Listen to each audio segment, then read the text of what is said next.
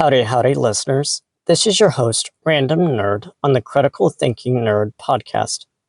This episode will be a readover from an article of Studying Philosophy from the website The Conversation.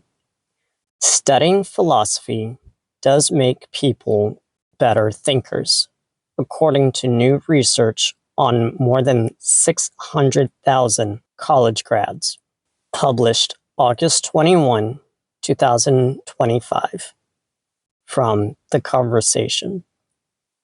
Philosophy majors rank higher than all other majors on verbal and logical reasoning, according to our new study, published in the Journal of American Philosophical Association.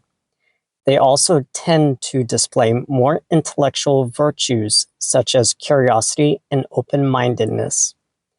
Philosophers have long claimed that studying philosophy sharpens one's mind. What sets philosophy apart from other fields is that it is not so much a body of knowledge as an activity, a form of inquiry. Doing philosophy involves trying to answer fundamental questions about humanity and the world we live in, and subjecting proposed answers to critical scrutiny, constructing logical arguments, drawing subtle distinctions, and following ideas to their ultimate, often surprising, conclusions. It makes sense, then, that studying philosophy might make people better thinkers. But as philosophers ourselves, we wondered whether there is strong evidence for that claim. Students who major in philosophy perform very well on tests such as the Graduate Record Examination and Law School Admissions Test. Studies, including our own, have found that people who have studied philosophy are, on average, more reflective and more open-minded than those who haven't. Yet, this doesn't necessarily show that studying philosophy makes people better thinkers. Philosophy may just attract good thinkers.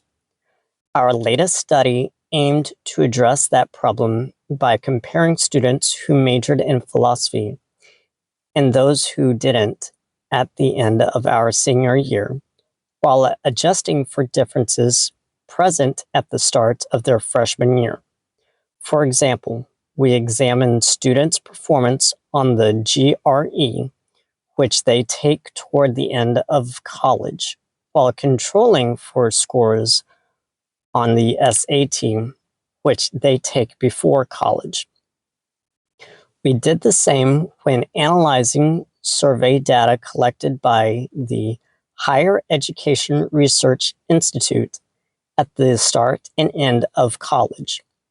These surveys ask students to, for example, rate their abilities to engage with new ideas or have their own ideas challenged, and how often they explored topics raised in class on their own or evaluated the reliability of information.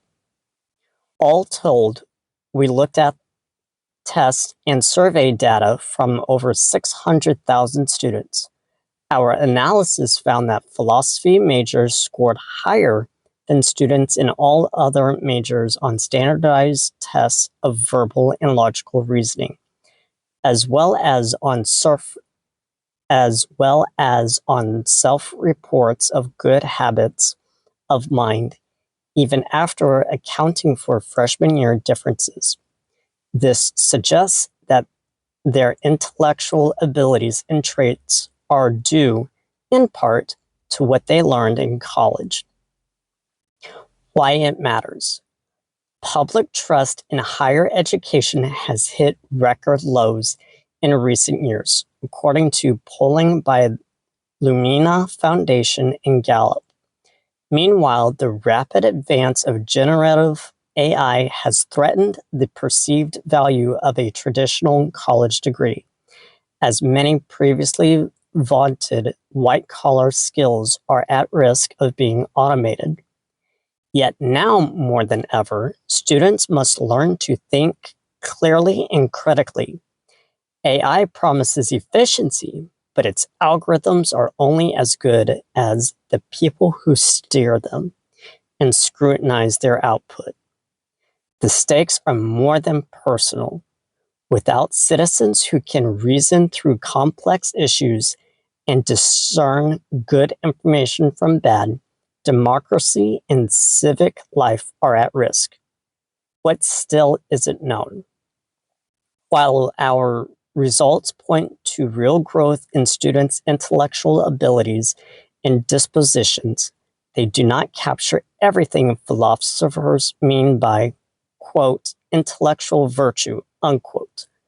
Intellectual virtue is not just a matter of possessing certain abilities, but of using those abilities well, at the right times, for the right reasons, and in the right ways. Our measures do not tell us whether philosophy majors go on to apply their newfound abilities in the service of truth and justice, or conversely, for personal gain and glory. Settling that question would require gathering a different kind of evidence.